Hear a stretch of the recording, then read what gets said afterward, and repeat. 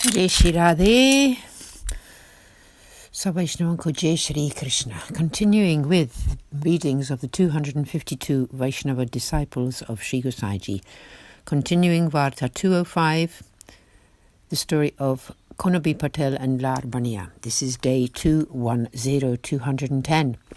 There was one very rich Turkish man. Baniya had borrowed from him and needed to repay his debt, but he had nothing left to pay with, and so the Turk had thrown him into jail. Many days passed. At first his relatives sent food for him, but soon stopped bringing it in. Nothing came to him from home. He had to live on roasted grains for some time. He thought to himself, "See, I used to feed my relatives as well as many others, and now no one can be considered my own." He realized the truth of the matter. Sometime later, a new ruler was put in charge of the district, who ordered all prisoners to be released from the prisons. Baniya was set free. He came to his home and he complained to everyone there, "In prison I had no one to call my own, therefore I will no longer have anything to do with you." Baniya went to meet Konabi Patel. He said, "Look, what has become of me?" Konabi Patel replied, "I told you from the start that you should be very careful not to be disloyal to the Lord in any way whatsoever, and that you would lose all your wealth if you did so, as well as your Sri Thakurji. Now they have all been lost to you." Baniya fell at Konabi Patel's feet, saying, "I got what I deserved. Now please forgive my offences." Konabi Patel said, "You should make some seva from now on." Baniya engaged himself in serving Konabi Patel's Sri Thakurji. He served him for a long time. Sri Thakurji allowed him his direct experience. When Baniya left his body after some time, he attained the Lord's lotus feet. Bhav Prakash. Anyashre, taking refuge in any other than one's own beloved Sri Thakurji, is a huge devotional obstruction. Here Baniya's disloyalty was led on by his manager, and even so Baniya's whole life was destroyed. Sri Thakurji was most displeased. Baniya's wealth all disappeared. A Vaishnava should therefore never take refuge in any other than one's Lord. Doing so can cause a situation to occur. Thus concludes Varta 205, the story of Konabi Patel, who was a recipient of Sri Gosaiji's great grace and an accomplished Vaishnava. There is no end to his tale. Varta 206 is the story of Anandadas, a Sanchora Brahmin from Gujarat. Bhav Prakash. This is a devotee of Vraja sea disposition. In the eternal Leela, his name is Tara, who manifests from Bandi and is thus the personification of her divine loving sentiment. He was born into a family of Sanchora Brahmins in Gujarat. His next-door neighbour was a householder Vaishnava. Anandadas's father worked for him. Sometime later, Anandadas's father passed away, and Anandadas then lived in that Vaishnava's house. Part 1. Once a group of Vaishnavas had come to Gokul to see Sri Gosaiji. Anandadas was in that group. He came together with the householder Vaishnava. In that householder Vaishnava's home was one Sri Thakurji whom they served, and his many children. Anandadas lived with them. The Vaishnava requested Sri Gosaiji, "O Maharaj, please initiate Anandadas with the Lord's name and Brahma Sambandha." Sri Gosaiji granted him the name initiation, and then, after Anandadas had fasted for a day, he granted him Brahma Sambandha. The Vaishnava took Sri Gosaiji's permission to let Anandadas serve in his Sri Thakurji's kitchen, and soon Anandadas began to do the cooking. He was very talented in that department. Afterwards, he also began to dress and adorn the Lord, and then very nicely arranged his resting times and all aspects of seva accordingly. One day Anandadas was serving out prasad. There was another servant living with the Vaishnava called Dagujat. He stayed in the upper state of purity for the whole day, and so everyone called him Dagupande. When Dagupande first saw Anandadas serving out the prasad, he got up and walked away. He thought, "This seems to be a new man. I will not take prasad from his hand." He ate only roasted chickpeas for a couple of days, and then on the third day he came back and sat down. The other people there asked him, "Why did you get up and leave that day? How come you are back here today?" Dagupande replied, "O brothers, when you bring a new water bucket, you have to wait 3 days before you should drink from it." He waited 3 days before he would accept prasad from Anandadas's hand. He spoke to everyone very happily. Anandadas said to himself, "See, I am that just like that new vessel for water." Bhav Prakash. The lesson taught in this story is that a Vaishnava should always accept Mahaprasad from another Vaishnava when and where considered appropriate. Accept Mahaprasad where the ways of seva are followed to the highest standard. If someone is new to the ways of seva, then one may evaluate their ways, but having once accepted, not ever make new judgment upon them, nor inspect them again. One should continue to eat and drink from their hand. One should not, however, partake of prasad here, there, and everywhere. Thus concludes Varta 206, the story of Anandadas, who received Sri Gosaji's great grace and was accomplished Vaishnava. There is no end to his tale. Varta 207, the story of Gokul Bhatt and Govind Bhatt, Sanchora Brahmin brothers, sons of Krishna Bhatt, from Ujjain. Bhav Prakash. These two are of Sattvic disposition.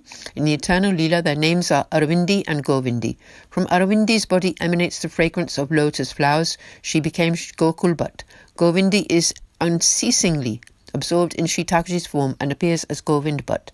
They both manifest from Bandi and are, thus, personifications of her divine loving sentiment. They were born in Ujjain, in the household of Krishna Bhatt. Part 1. Once Sri Gosaiji travelled from Gokul to Ujjain. This is when he initiated Gokul Bhatt and Govind Bhatt with the Lord's name. They became very accomplished Vaishnavas dear to the Lord. Gokul Bhatt was always reading the Sri Subodhini, and Govind Bhatt studied Sri Acharyaji's treatises and the Sri Subodhiniji. Whenever Sri Gosaiji travelled afar, these two would accompany him. They would serve the Lord and discuss his pastimes. They learnt all about the exalted texts from Sri Gosaiji and debated on all of them with him. The two brothers always accompanied him to Sri Mataji Dwara. They would bathe in the early morning and stay inside the Lord's temple until after the lunchtime Rajbhog services. Then they remained in the Lord's Seva from the Uttapan afternoon service until the Lord took his rest. Sri Gosaiji was always extremely pleased with them.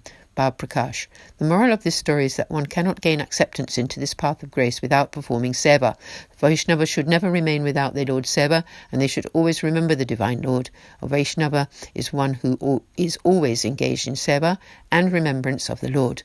Thus concludes Varta 207, the story of Gokul Bhatt and Govind Bhatt, recipients of Sri Gosaji's great grace and accomplished Vaishnavas.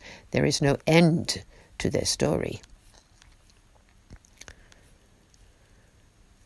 Varta 208, the story of Champabai Kshatriya, who became the temple manager. Bhav Prakash. This is a devotee of Rajasi disposition. In the eternal Leela, his name is Charkika, who manifests from Kamodini and is thus a personification of her divine loving sentiment. He was born into a family of rich Gujarati Kshatriyas. His father died as soon as he was born. His mother died when he was 20. He was not married and was of a renounced nature. Part 1. Once Sri Gosaiji had travelled to Gujarat, he arrived in the village where Champabai lived, and that was when Champabai first caught sight of Sri Gosaiji, whom he requested to initiate him with the Lord's name. Sri Gosaiji initiated Champabai and told him to fast the following day, after which he also granted him the Brahmasambandh initiation. Champabai donated all his wealth and his home as well to Sri Gosaiji. When Sri Gosaiji saw Champabai's mindset, he kept him close by, and Champabai went everywhere with him. Not long after, he gave Champabai the position of temple manager and told him to serve in this capacity. Part 2. Once Sri Gosaiji suddenly decided to go to have this holy site of Sri Ranchorlalji in Dwarka, whilst at the same time fulfilling Bhaila Kotari's wish to see him. After that, along the way, he came to Sikri Fatehpur. When he had left for this trip, Champabai and Shankarbai were in charge of the temple store, but Sri Gosaiji did not tell them that he was going, nor where to. At that time, Birbal was residing in Fatehpur Sikri. He had heard that Sri Gosaiji was there. He sought audience with Sri Gosaiji, and coming before him, prostrated to him and then took Sri Gosaiji to his camp. Thereafter, he set up a new camp for Sri Gosaiji, which was close to his. Birbal also arranged for some camps to be set up for Sri Gosaiji along his route to Dwarka. Meanwhile, Champabai and Shankarbai made inquiries about Sri Gosaji's whereabouts, and they then asked Birbal, who told them where he was. They came there and prostrated before Sri Gosaiji, asking him, "O Maharaj, why did you suddenly set off on your trip without telling anyone?" Sri Gosaiji replied, "I had not seen Bhaila Kotari for many days, and so I decided to come to Gujarat." Champabai said nothing. After this, Birbal asked Champabai and Shankarbai, "Where is Sri Gosaiji going in such a hurry? What is the reason for this?" Champabai replied, "O king, Sri Gosaiji stores in a huge debt. That's why he has come to Gujarat." Birbal asked, "Just how much debt is there that has made him have to come on such a trip? If there is that much debt, then please do just tell me, and so I shall give the necessary funds. Please now tell Sri Gosaiji that he does not have to go any further." Sri Gosaiji, knows everyone's innermost heart, He knew what was being said, and so without telling one, even Birbal, he left in the middle of the night and continued his journey.